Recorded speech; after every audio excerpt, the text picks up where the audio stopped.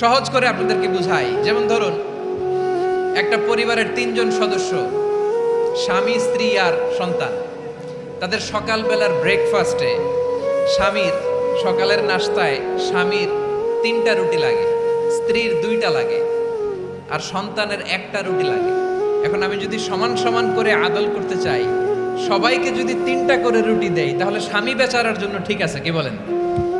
কথা কি বুঝতেছেন না কষ্ট হয়ে যাচ্ছে?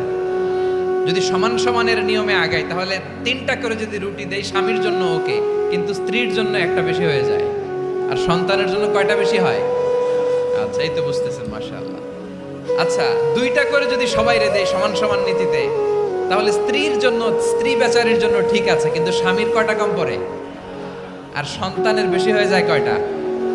আচ্ছা, সমান সমান নীতিতে সবাইকে যদি সকালের নাস্তার জন্য 1টা করে রুটি দেই, সন্তানের জন্য ঠিক আছে, কিন্তু স্ত্রী বেচারির কম পড়ে কয়টা? স্বামীর কম পড়ে কয়টা? 2টা। কথা কি বুঝতেছেন? আর আমি যদি স্বামীকে দেই 3টা, স্ত্রীকে দেই 2টা, আর সন্তানকে দেই 1টা, তাহলে কারো অপচয় হবে না। যার যতটুকু দরকার ঠিক ততটুকুই কাজে লাগবে। চিল্লায় বলেন ঠিক কিনা?